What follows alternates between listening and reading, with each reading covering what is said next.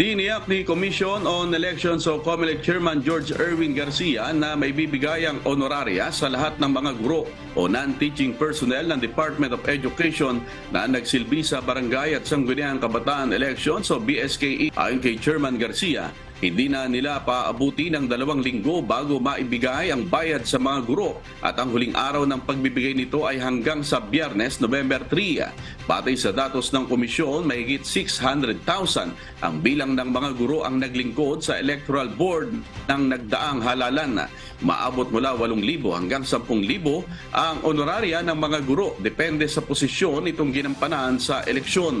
Pakinggan po natin ang pahayag ni COMELEC Chairman George Erwin Garcia.